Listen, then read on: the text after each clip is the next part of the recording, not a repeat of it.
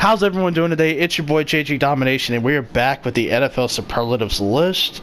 And today we're going to be talking about from the Buffalo Bills perspective. So we're going to go through all of these categories. There's only about 7 categories to go through.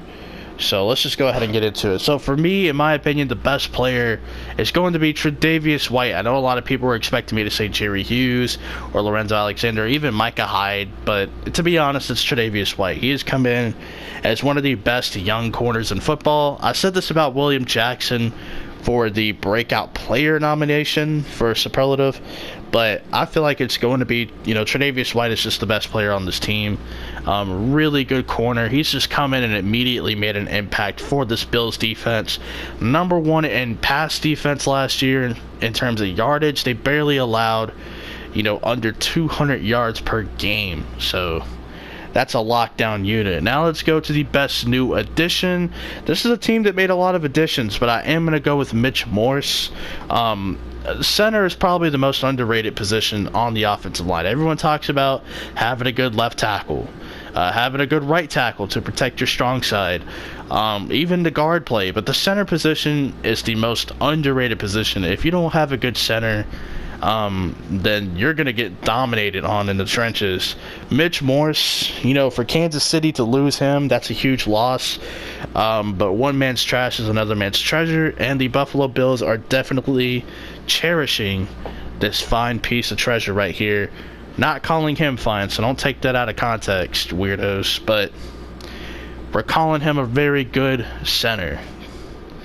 Most underrated is Matt Milano. He's a Pro Football Focus darling, but I don't really care about Pro Football Focus that much. I don't value it. It doesn't influence my way of thinking, and it doesn't influence my thoughts on a player. But simply put, if you watch the Buffalo Bills play, Matt Milano could do a little bit of everything. Pretty good in coverage as well, and he was actually one of the better coverage guys last season at the linebacker position. So Matt Milano definitely doesn't get enough attention. He should this upcoming season. Most overrated, it was really hard to find a most overrated player, but I went with Cole Beasley. I mean, he is getting paid like a top slot wide receiver, and the reality is he's not a top 5 slot wide receiver. You can make an argument maybe top 10. I'm not even going to entertain the argument. I don't think he's as good of a slot receiver as people make him out to be, and I know a lot of that has to do with he was playing for the mainstream media Dallas Cowboys. We'll see what he does in Buffalo. I mean, that's all I gotta say. I don't think he's bad. Truthfully, it was just hard picking an overrated player, but I had to go with Cole Beasley.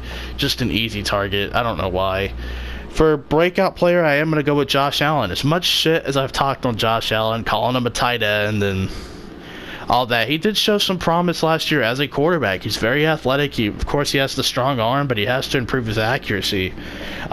This team has added a lot of good players, especially on the offensive side of the ball, including Cole Beasley, who I just called overrated. But, they've added John Brown. They've added TJ Yeldon and Devin Singletary, of course, via the draft.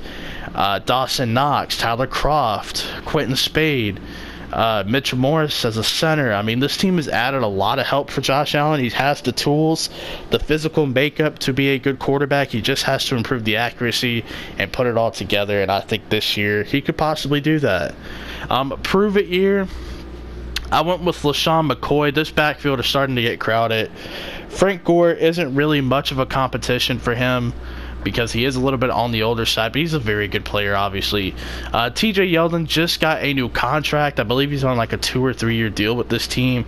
I really can't see him going anywhere. And then, of course, Devin Singletary, a nice running back, a running back that I actually really liked in this draft. He could be very good for this team. And, of course, Marcus Murphy, more of a special teamer, but he's a nice guy to have in your backfield as well. I just feel like for LaShawn McCoy, he could be the odd man out. There's even potential that he could be cut this preseason, and I'm not going to wish that on him, but hopefully this year he just comes out and has something to prove. And for my X Factor, I could have went with about 5 different players. I went with a rookie. I went with Ed Oliver.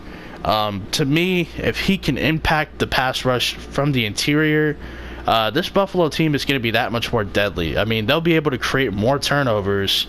They already had the number 1 passing defense. So if Ed Oliver can wreck your day as an interior pass rusher, they're going to create a lot more turnovers with guys like Tre'Davious White, Levi Wallace, Micah Hyde, Jordan Poyer. You know, they're going to wreck a lot of people if they're able to get an interior pass rush and improve the overall pass rush with my X Factor right here at Oliver. So hopefully you guys have enjoyed it from the Buffalo Bills perspective. I believe the next team we will be talking about is the Denver Broncos. That will be an interesting one for sure.